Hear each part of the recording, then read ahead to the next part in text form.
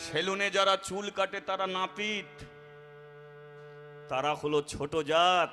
আর আমরা চুল কেটে উত্তম কুমার হয়ে যাই, আমরা হয়ে যাই বড় জাত।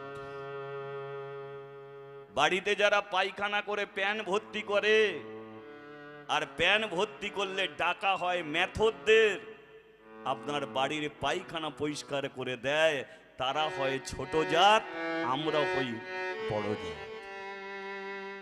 একই দুর্গা মঞ্চে ব্রাহ্মণও আছে, মুচিও আছে।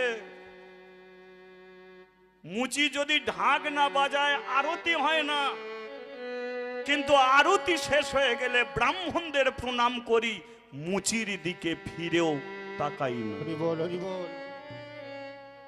চামড়া কেটে মুচি খোল তৈরি করে, সেই খোল গিয়ে মন্দিরে বাজে,